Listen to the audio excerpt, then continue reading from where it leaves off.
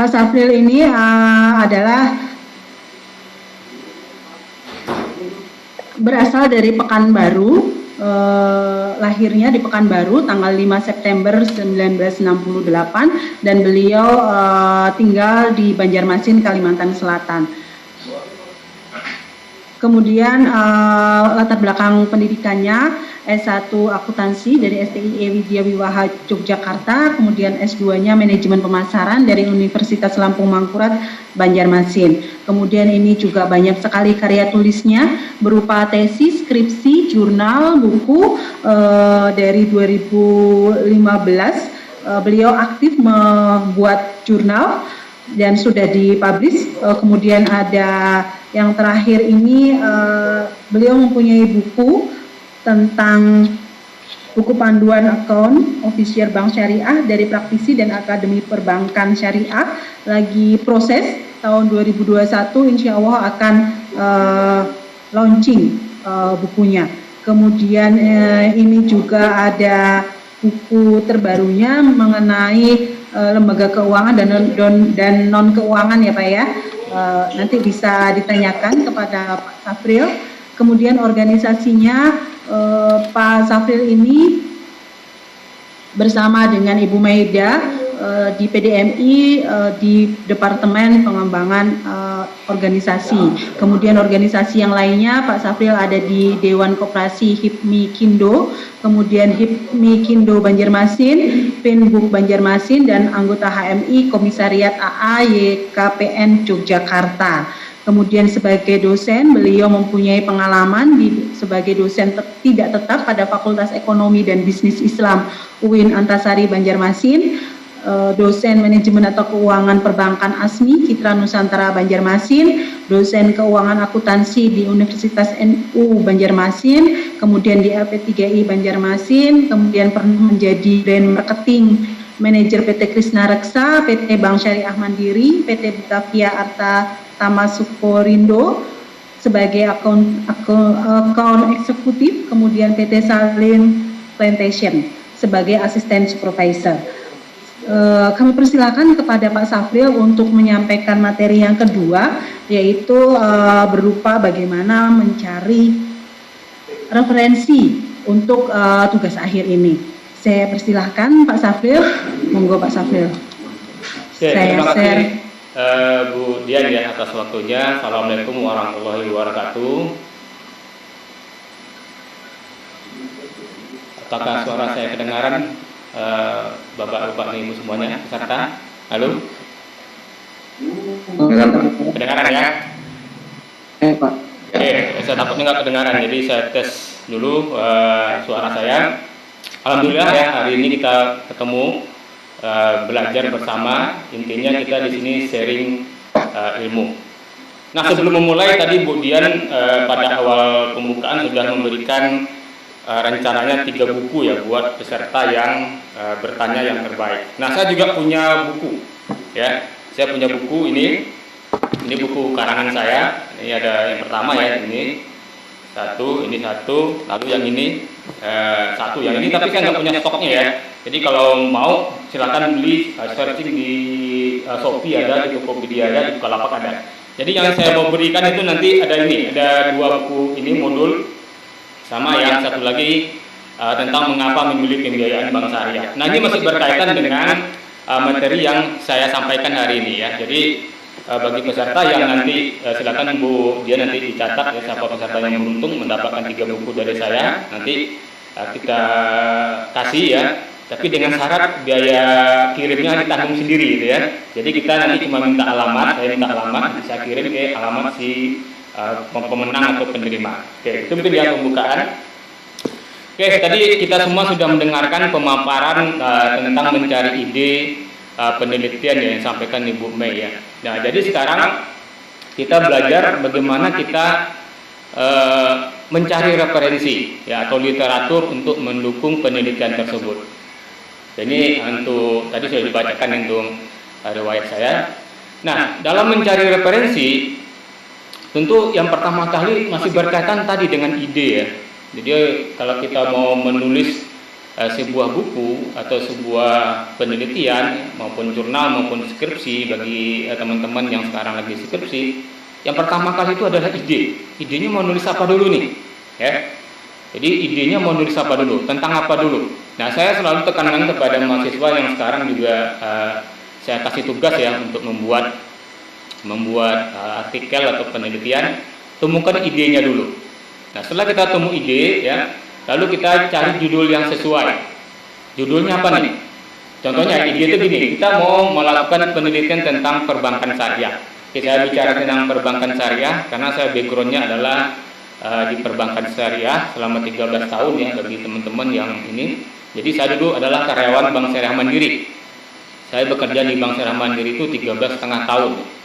Kalau untuk posisinya udah ganti-ganti posisi ya, dan juga sudah ganti-ganti wilayah. Jadi saya penempatan awal di Banjarmasin, pernah di Makassar ya, di Sulawesi Selatan, pernah juga di Mamuju, Sulawesi Barat, dan terakhir saya di Jakarta. Oke, jadi selama 13 tahun lebih saya bekerja di Bank Syariah Mandiri. Nah, itu sekarang saya tuangkan pengalaman tersebut menjadi suatu buku. Jadi buku-buku yang saya karang ya, tadi Bu Dian sudah sampaikan ada satu buku lagi yang sekarang on the way ya, sudah saya siapkan. Alhamdulillah tadi malam tuh udah rampung Bu Dian ya. Jadi tadi malam saya kerjakan itu sudah selesai, ini tinggal editing aja sedikit tentang buku panduan bagi akun officer Bank Syariah. Jadi ini suatu buku tentang bagaimana sih kalau kita bekerja di Bank Syariah Mandiri, Bank Syariah ya, di Bank Syariah kalau sebagai marketing apa yang akan kita kerjakan atau apa tugas kita. Nah, itu buku itu nanti insya Allah mungkin tahun 2021 mungkin bisa terbit. Saya nggak tahu penerbitnya mana. Nah, jadi setelah kita mendapatkan tadi ide ya, lalu kita cari suatu judul penelitian. Jadi kalau idenya tadi kita meneliti tentang perbankan syariah. Nah, judulnya mungkin seperti yang buku saya tulis ini ya. Buku saya tulis ini, mengapa orang memilih berbankan syariah? Ya, kenapa orang memilih bertransaksi melalui perbankan syariah? Nah, itu kan banyak teorinya ya. Banyak teori tentang kenapa orang memilih bertransaksi melalui perbankan syariah. Nah, ide besarnya itu orang memilih bank syariah itu karena faktor emosional. Nah, faktor emosional itu karena faktor masalah agama ya. Jadi contohnya tidak ingin riba ya, tidak mau makan riba ya, istilahnya sama-sama komunitas muslim. Nah, itu emosional. Nah, ada juga orang yang memilih perbankan syariah itu karena faktor rasional. Rasional itu karena dia melihat untung atau rugi ya. Jadi kalau nggak ada keuntungan di situ ya ngapain ya? Dia kan selalu memperbandingkan nanti antara margin dengan bunga. Jadi kalau di bank syariah kan pakai sistem margin ya. Nah, kalau di bank konvensional kan pakai bunga. Nah, lalu apa sih kelebihan dari perbankan syariah tersebut? Nah, dari situlah kita mulai ya mencari referensi yang berkaitan dengan judul penelitian tadi. Tadi di awal Bu Mei juga sudah kasih clue ya, bahwasanya kita harus mencari apa yang kita atau membuat apa yang kita kuasai ya. Jadi bukan yang kita tidak kuasai ya. Jadi menulis itu carilah hal yang kita kuasai dulu. Makanya tadi minatnya adalah perbankan syariah ya, pertajam di situ. Nah, lalu cari referensinya. Nah, referensi itu sendiri ya merupakan informasi untuk memperkuat pernyataan. Jadi referensi itu kan memperkuat ya apa yang ingin kita tulis ya. Jadi kalau tadi kita ingin menulis tentang perbankan syariah, ya kita cari referensi tentang perbankan syariah tadi. Nah, jadi ini kata referensi itu kan dari bahasa Inggris ya, to refer atau yang menunjukkan kepada. Artinya referensi ini menunjukkan kepada sumbernya dari mana. Itu sumber bacaan ya. Jadi buku referensi itu merupakan ya diantaranya adalah buku ya yang dapat memberikan keterangan. Jadi buku-buku yang mendukung dari penelitian kita. Jadi ada fokus ya. Saya kemarin juga mengikuti seminar ya. Jadi setelah kita memiliki tema lalu judul, kita harus fokus ke situ. Jangan lari ke sana kemari, nanti bingung. Kebanyakan ya. Jadi biasanya kita kalau mencari referensi itu kan nggak fokus juga. Jadi semuanya itu kita ambil ya. Nah, tapi nanti malahan kebablasan, kita bingung sendiri. Nah, jadi kita harus fokus ke tema kita, ke judul kita. Cari referensinya. Nah, saya selalu juga dalam menulis ya, beberapa jurnal itu kalau sudah ada tema dan judul yang ingin saya tulis, saya akan cari di Google ya. Tentu yang resmi ya, arti yang valid. Yang valid itu tentu dari sumber yang resmi. Contohnya dari jurnal ya, dari jurnal dan dari buku. Nah, jadi kita harus mencari, mereverse ya, menunjukkan kepada referensi-referensi yang kita inginkan. Nah, kita tadi melakukan review tadi. Jadi dari berbagai sumber tadi kita cari informasi-informasi, baik itu dari buku, jurnal, web, surat kabar ya, dan lain-lain. Nah, ini semua merupakan sumber informasi yang valid. Artinya sumbernya itu jelas ya. Jadi dalam mencari referensi, usahakan itu sumbernya itu jelas. Kalaupun kita harus mengambil dari web, nah maka webnya itu harus web yang resmi ya. Contohnya dari Bank Syariah Mandiri ya, atau dari Mandiri.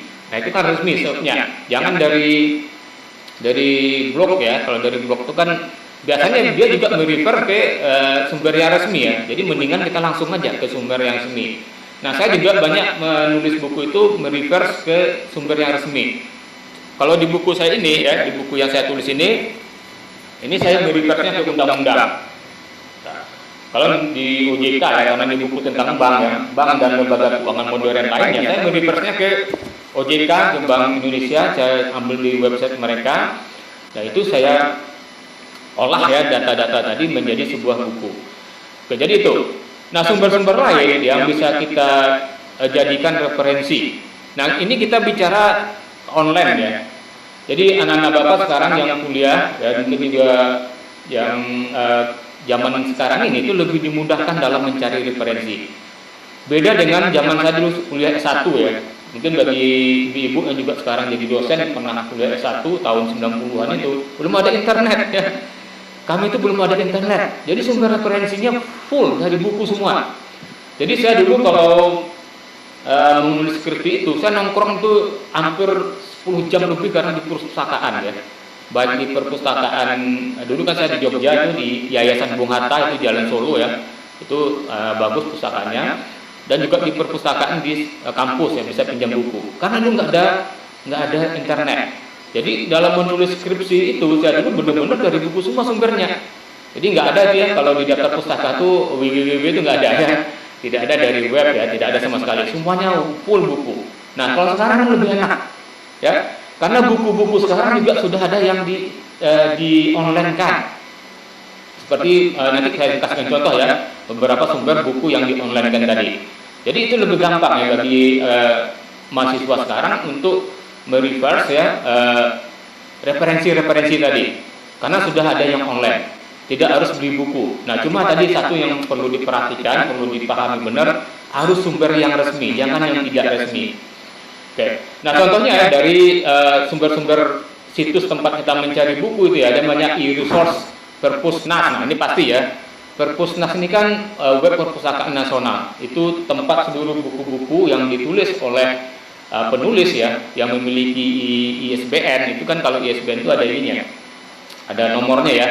Itu kan wajib itu diserahkan ke perpus. Jadi kalau saya ini buku ini ada di perpus ya, nasional dan perpus daerah, karena pada saat dicetak itu dikasihkan ke sana. Nah bukunya ada di situ. Nah itu biasanya di perpusnas itu juga dibikin secara digital ya. Jadi kita gampang, kita mau masuk ke situ lalu kita cari buku-buku sumber-sumber yang bisa kita jadikan di web. Nah lalu apa lagi? Pasti ya dari websitenya DITI ya. Tadi kan sudah saya jelaskan di depan. Carilah atau gunakan website yang resmi, jangan yang tidak resmi ya.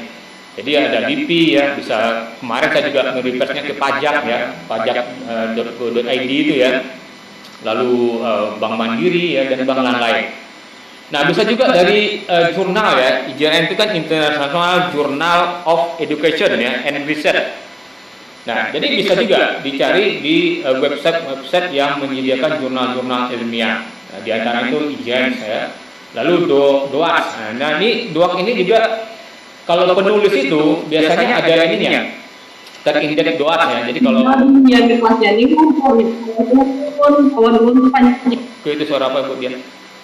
Oke, jadi DOAS ya, Directory of Access Journal. Nah, itu Jadi kalau penulis di jurnal itu biasanya terindeks doak, terindeks Google Scholar, terindeks Scopus dan segala macam. Nah ini juga bisa dijadikan salah satu reference ya.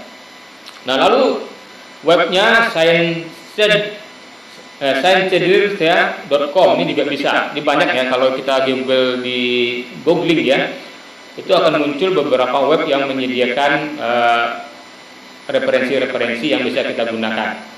Ada ResearchGate ya, ada Google Scholar. Nah, Google Scholar ini web yang menyediakan jurnal-jurnal ya yang terindeks Google Scholar tadi. Jadi biasanya kalau jurnal ilmiah yang ditulis oleh dosen itu masuknya ke Google Scholar. Nah, saya sendiri juga punya ID di situ ya, nanti saya kasih lihat yang bisa dipakai untuk sumber referensi. Nah, ada Freeforfen ya, pdf.com, lalu Libren ini Library Genesis ya, ORG, lalu yang berikutnya kalau memang sudah ada lagi call your friend ya, atau minta tolong sama teman. Nah ini bisa. Jadi ada beberapa situs yang bisa digunakan untuk mencari sumber referensi. Lanjut kemudian.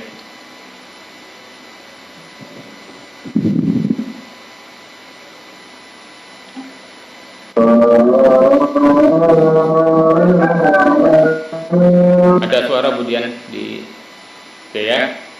Tolong nanti yang itu dimatikan aja ya, teman-teman semua, supaya nggak mengganggu yang lain. Audio dimatikan supaya fokus ya. Nah, sumber-sumber rujukan tadi sudah disampaikan ya, bisa dari buku, jurnal ya, yang tidak yang itu ya, yang diacu hendaknya relevan, terbaru. Tadi juga sudah dibahas sedikit oleh Bu Umay ya. Jadi jurnal-jurnal tadi harus yang relevan. Jadi sumber referensi itu harus yang relevan dan terbaru. Nah, sesuai dengan yang kita inginkan. Jadi coba cari yang terbaru. Biasanya kan dibatasi itu ya, kalau salah saya 10 tahun ke belakang ya, sebagai sumber yang bisa dipakai sebagai sumber referensi atau data perpustakaan. Nah, teori-teori yang kita dapat dari sumber rujukan tadi itu gunanya agar lebih memahami ya permasalahan yang sedang diteliti. Jadi kalau kita meneliti tadi tentang perbankan syariah, dan sumber-sumber rujukan tadi itu akan memperdalam, akan mempermudah kita tentang apa yang kita inginkan, ya sesuai dengan kerangka pikiran yang kita buat ya. Jadi kan setiap penulis atau peneliti itu kan memiliki kerangka pikir. Nah, itu kan batasannya supaya nggak melebar ya. Jadi dalam menulis itu harus dibatasi permasalahannya ya, supaya kita fokus pada permasalahan yang ingin kita teliti. Oke, lanjut kemudian.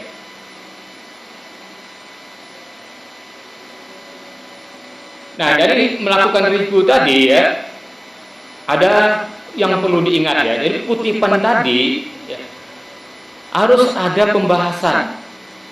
Jadi jangan asal kutip ya. Jadi kita kalau mengutip satu referensi itu bukan hanya ditaruh begitu saja di tempat kita atau di penelitian kita atau di skripsi kita ataupun di disertasi kita, tapi ada pembahasannya. Ya. Pembahasan ini kalau orang bilang itu kan pariphrase ya, kita paraphrase. Jadi kita ide orang lain itu kita ambil lalu kita bahas dengan bahasa kita sendiri. Nah ini semua juga berguna untuk menghindari tadi ya, menghindari plagiarism dan similiari. Oke, jadi kalau dalam penulisan itu ada namanya plagiarism dan similiari. Nah kalau setahu saya kalau di penelitian ilmiah itu ada batasannya, yaitu 20% ya, kemiripan dengan milik orang lain. Nah kalau tadi kita mengambil yang kata awal tadi ya, copy paste tadi, itu pasti similarinya hampir 100% ya. Artinya kita tidak melakukan tadi pariphrase tadi. Itu sangat, kalau diuji dengan akun Turnitin ya, itu dia langsung itu bisa ditolak ya. Kalau saya nggak tahu di kampus-kampus tertentu itu ada kriteria ya, seberapa besar kemiripan yang bisa diterima sebagai bahan tugas akhir ya, atau skripsi maupun disertasi. Itu ada akunnya namanya Turnitin. Nah, jadi hanya 20% ya yang boleh kemiripan tadi. Nah, makanya kita harus melakukan yang namanya pembahasan dari apa yang kita kutip, bukan kita langsung plok copy paste. Jadi ada pembahasannya, akan dibuat dengan bahasa kita sendiri, namanya paraphrase ya. Nah ini semua referensi ini akan membantu dalam mengurangi bagaimana penelitian tersebut dilaksanakan. Artinya kita bisa dibantu ya dengan referensi-referensi tadi. Jadi lebih mudah. Kalau kita tidak punya referensi, agak sulit kita untuk membuat suatu penelitian. Ya, sebenarnya bisa ya. Kalau kita ingin sebagai penemu atau pemula, ya kita bisa menemukan sendiri apa yang kita teliti tadi. Ya. Nah tujuannya ya agar orang lain. Jadi kalau kita membuat suatu tulisan tadi, diharapkan tulisan tadi kan bisa dipakai buat peneliti lain ya. Jadi bukan hanya untuk kita. Jadi hasil karya akhir atau tugas akhir kita tadi, baik berupa skripsi, disertasi maupun tesis itu diharapkan nanti disitasi ya atau digunakan oleh peneliti lain dalam melakukan penelitian. Jadi tidak hanya membuat diri kita sendiri kita meneliti atau menulis tadi ya, tapi juga buat orang lain. Oke, kemudian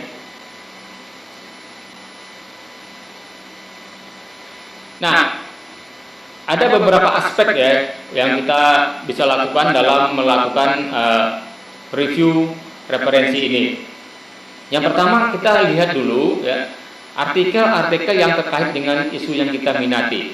Tadi Bu Mai juga sudah sebut ya bahwasannya kita kalau meneliti tadi idenya itu kan harus tadi dari apa yang kita sukai atau yang kita minati ya. Jangan terbawa arus ya. Saya selalu tekankan kepada mahasiswa saya juga dalam membuat skripsi atau tugas akhir itu jangan ikut teman ya, tapi mengikuti apa yang kita mampu.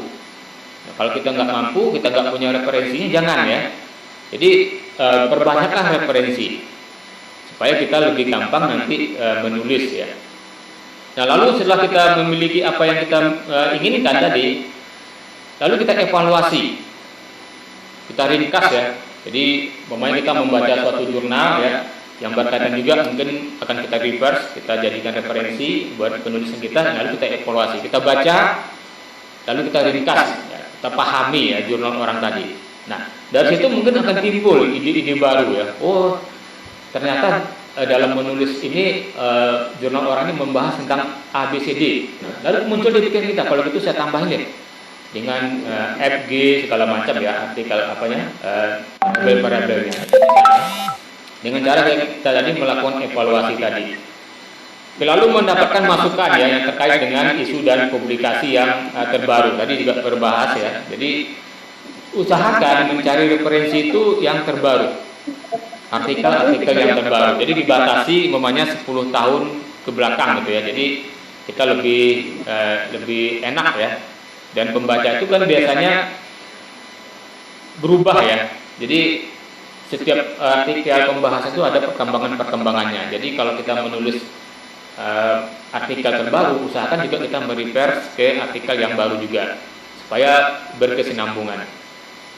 Oke, lanjut kemudian.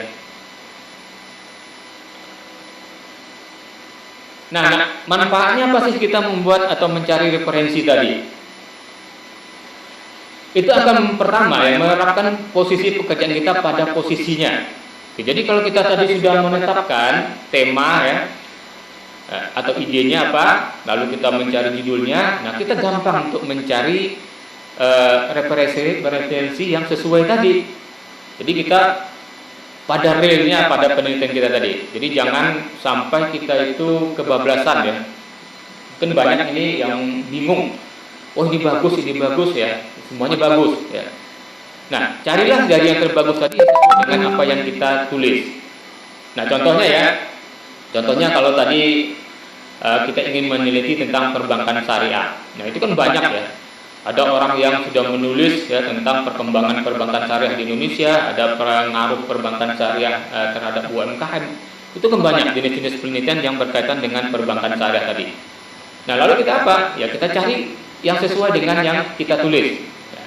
Jadi kita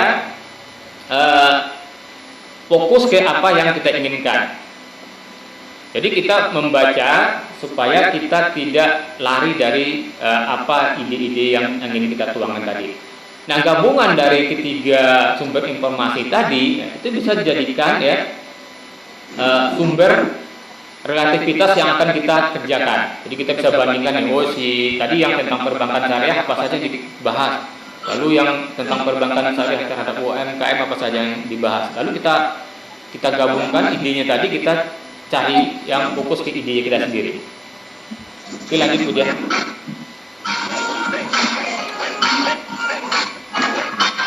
Ada suara kemudian.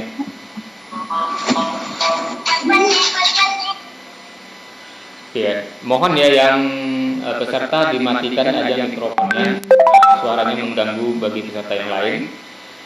Oke, lalu ada menggambarkan ketergantungan antara satu peneliti dengan peneliti yang lain. Nah, jadi kita gunanya mereverse tadi ke peneliti orang lain, itu kan penelitian itu akan saling berkait. Nah, biasanya penelitian itu kan harus dikuatkan. Jadi kita mereverse itu kita menjadi kuat, ya, ada dukungan ya, sumber informasi yang sah terhadap apa yang kita teliti, yang valid ya. Jadi kalau kita mengambil data pustakanya atau reverse-nya ke peneliti A, B, C yang sudah terindeks ya, umpamanya di jurnal, di buku. Nah, itu artinya pendapat kita di dalam penelitian yang kita lakukan itu sudah saling berhubungan. Kita menjadi lebih kuat pendapat kita yang kita kemukakan tadi. Nah, lalu implementasikan ya kesenjangan yang ingin kita kumpulkan. Jadi di dalam penelitian itu terkadang ada riset gap-nya. Kalau orang kan mengatakan salah satu yang harus diteliti adalah adanya riset gap. Ya, kesenjangan antara peneliti yang satu dengan peneliti yang lain. Nah, usahakan ya dalam penelitian ini kita juga memiliki hal-hal baru, riset gap yang akan kita kemukakan. Nah, minimal kan kalau orang menulis itu walaupun terkadang judulnya sama, temanya sama, tapi mungkin objek penelitiannya beda. Yang satu mungkin di PTA, satu di PTB ya. Yang kebanyakan seperti itu. Nah, usahakan mungkin dari penelitian A dan B yang tadi ya, yang kita jadikan reverse tadi, kita mencari celah riset gap. Ada nggak yang kira-kira yang belum diungkapkan dalam penelitian A dan B gitu ya? Itu namakan riset gap ya. Nah, itu yang kita ungkapkan ya. Kita teliti di dalam penelitian kita. Oke, lalu penelitian itu ya harus ada terkadang kontras. Jadi penelitian salah satunya kita bisa jadikan referensi kontras. Nah, contohnya dalam penelitian yang saya lakukan, tadi di awal sudah saya sampaikan, ada beberapa pendapat yang besar ya tentang orang memilih bank syariah, bertransaksi melalui perbankan syariah. Di penelitian lain itu mengatakan faktor yang paling dominan adalah faktor emosional. Itu pendapat A ya. Ada beberapa ahli yang mengatakan bahwasanya orang bertransaksi memakai atau menggunakan jasa perbankan syariah itu karena faktor emosional, faktor agama. Sedangkan penelitian lain ada yang mengatakan tidak faktor agama, tapi faktor ekonomi ya atau rasional tadi. Nah, itu kan kontras. Nah, itu bisa juga dijadikan suatu pijakan dalam kita meneliti. Kalau di tempat kita nih sebenarnya apa yang terjadi? Apakah emosional atau rasional? Ya, nah ini salah satu yang bisa dipakai sebagai penelitian. Nah, itu kita cari referensi yang seperti itu. Yang kontras itu perlu ya. Jadi selain tadi riset gap, juga ada penelitian-penelitian yang kontras. Yang satu sama lain itu mungkin bertolak belakang hasilnya. Nah, itu kita bisa masuk ke situ.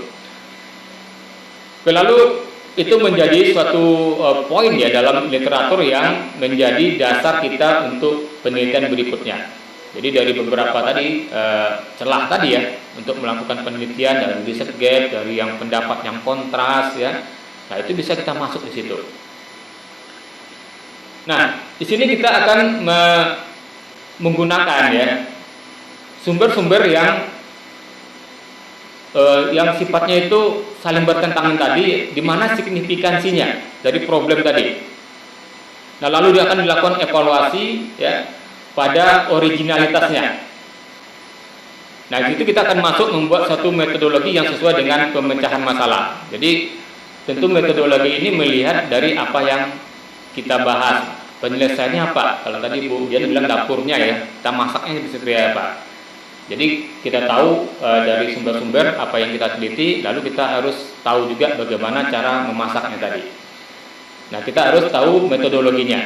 Mungkin nanti ini di bagian 3 ya yang dibahas oleh Bapak Elia nanti. Oke, lanjut Bu Dian.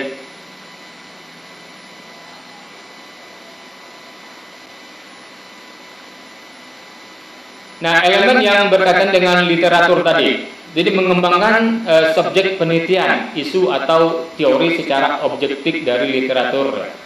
Jadi literatur review tadi itu harus memberikan, ya, menggambarkan suatu objek penelitian tadi. Tadi di awal sudah saya sampaikan ya, carilah referensi-referensi yang sesuai dengan apa yang akan kita teliti, ya, supaya isunya itu sama. Ya, supaya teori-teorinya itu juga akan mendukung. Nah, literatur review ini bisa dimasukkan dalam beberapa kategori untuk mendukung dukungan positif ya, atau yang relevan dari beberapa alternatif. Jadi dicari literatur review yang sesuai, yang mendukung apa yang ingin kita disampaikan, kita teliti tadi. Lalu menjelaskan bagaimana dari setiap literatur review itu kesamaan dan bagaimana variasinya dari yang lain. Nah, setiap sumber literatur atau literatur review itu pasti dia memiliki hal yang berbeda. Ya, pembahasannya beda, menurut pendapatnya berbeda. Nah, itu bisa jadi kita jadikan suatu sumber ya, dalam penelitian ini untuk mendukung apa yang kita teliti. Oke, lalu kita membuat kesimpulan ya dari setiap bagian ya, dari berbagai sumber atau argumentasi yang mengembangkan penelitian kita. Jadi kita buatkan suatu kesimpulan. Oke, lanjut kemudian. Bapak mohon maaf waktunya Bapak. Oke, nah ya, ini saya bisa dipercepat saja. Ya, langkah-langkahnya ya. Jadi kita harus tadi formulasikan permasalahan ya. Apa sih masalah kita, apa yang ingin kita teliti ya, maka akan kita sesuaikan dengan literaturnya atau referensinya. Oke, lalu setelah kita lakukan itu formasinya, lalu kita cari literaturnya. Ya. Oke, lanjut kemudian. Waktunya singkat kemudian ya, 20 menit ya. Oke, lalu evaluasi data. Nah, literatur tadi kita evaluasi, kita pahami ya, kita catat, lalu kita jadikan nanti referensi dengan analisa dan interpretasi. Jadi harus melakukan analisa dan interpretasi sendiri ya. Jadi dari literatur, dari data-data pendukung tadi kita analisa dan kita interpretasikan. Oke, lanjut kemudian. Cepat.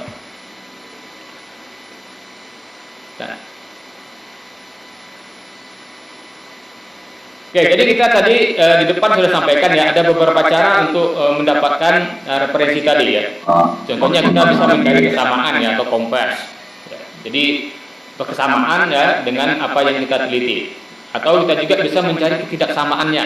Tadi juga disampaikan ya.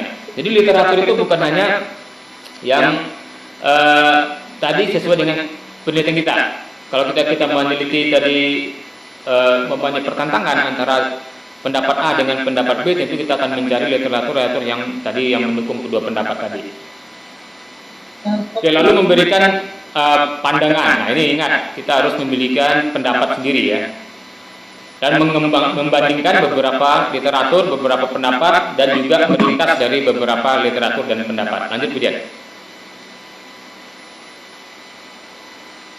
Nah, sumber referensinya ini mungkin yang paling dasar ya, dari paper. Ini beberapa sumber referensi yang bisa dipakai ya, paper dipublikasikan dalam jurnal internasional maupun internasional. Nah, ini gampang untuk mencarinya, nanti ada contohnya ya di belakang saya kasih. Lalu tesis. Nah, tesis ini kan tulisan ya atau syarat tugas akhir untuk menyelesaikan S2. Lalu disertasi. Disertasi ini syarat untuk menyelesaikan S3. Lalu jurnal maupun hasil konferensi. Majalah ya. Majalah, film juga bisa, clipping juga bisa ya, yang dipakai buat referensi-referensi dalam penelitian. Abstraksi, hasil penelitian abstrak juga bisa. Lalu proceeding, nah ini proceeding juga hampir sama dengan jurnal, tapi dia membahas tentang ini ya, seminar-seminar ya. Lalu web yang memuat ilmu pengetahuan. Itu beberapa sumber referensi. Nah, ini berkaitan sedikit dengan referensi, tentu ada caranya ya, cara kita mengutip representasi. Ya. Nah, itu ada namanya sitasi ya. Jadi ya, bagi peserta semua itu kan wajib melakukan sitasi sebagai pernyataan yang bahwa kita mengutip tulisan orang lain. Itu kan nanti dimuat dalam daftar pustaka. Jadi merupakan ya penulis ilmiah yang sangat penting dalam melakukan suatu penelitian. Jadi dia akan mengambil ya untuk daftar pustaka nantinya. Nah, kegunaannya untuk menyalin yang mengulang pernyataan seseorang yang mencantumkan di dalam suatu karya tulis. Jadi kalau kita mengambil pernyataan atau sumber referensi dari orang lain, kita harus membuatnya menjadi daftar pustaka. Oke, lanjut dia.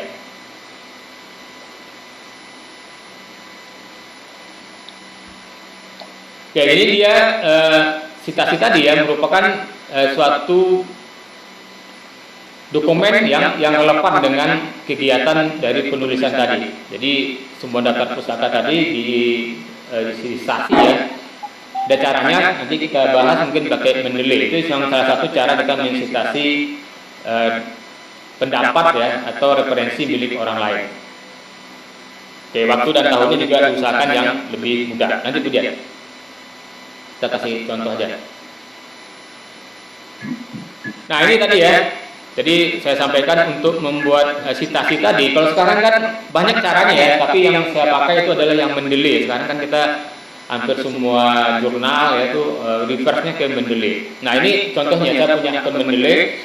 Jadi mungkin bagi mahasiswa sekarang juga mungkin sudah mulai ya membuat akun Mendeley ini, karena salah satu mungkin syarat dalam menulis skripsi atau tugas akhir tadi adalah menggunakan akun Mendeley ini. Nah, ini bisa didaftar ya, daftar silakan di googling akun, cari situ Mendeley, nanti kita disuruh mendaftar atau melakukan login di situ. Nah, ini akun Mendeley saya nih langsung muncul ya, kalau ditulis langsung nama saya langsung muncul di sini, Sapril Jalani ini ya.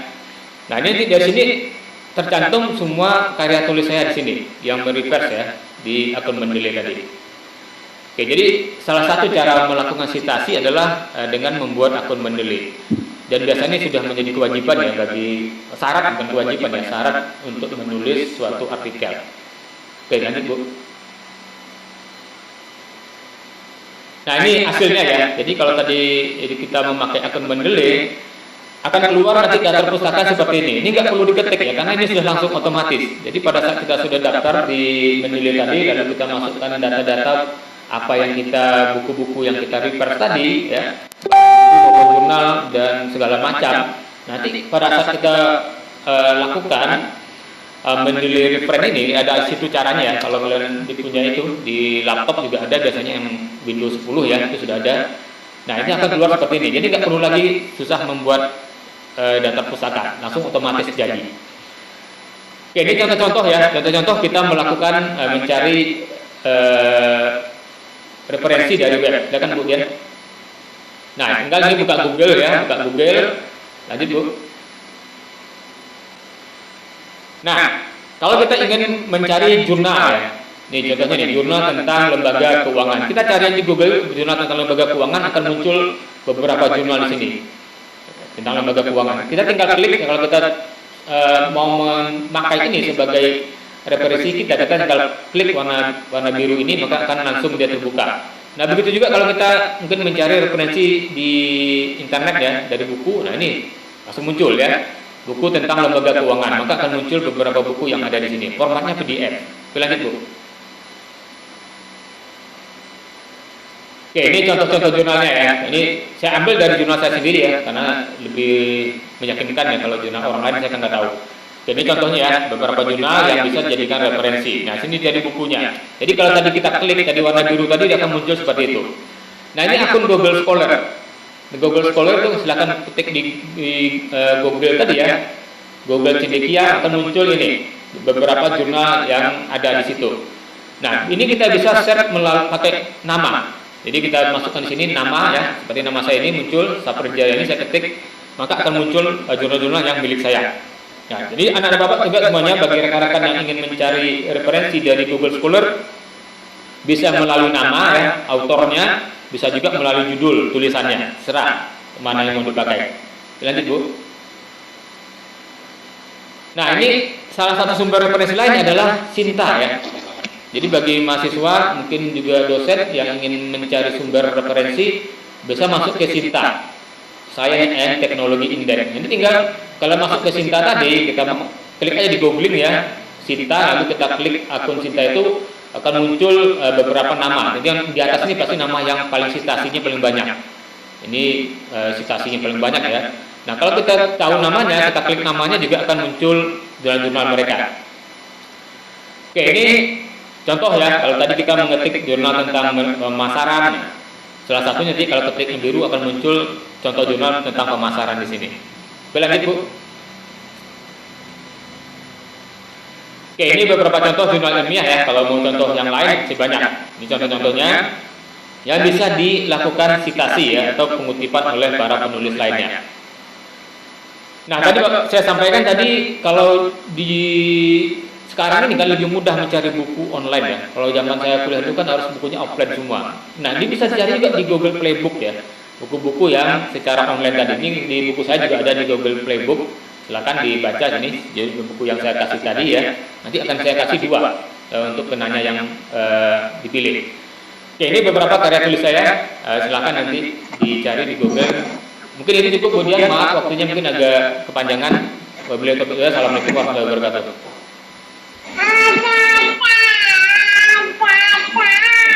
Oke, saya kembali ke Terima kasih Bapak Safril yang sudah memaparkan materi begitu banyaknya sampai waktu melebihi. Kemudian untuk lanjut ke pemateri yang ketiga yaitu Bapak Elia Ardian akan langsung kurikulum vitae-nya. Beliau adalah doktor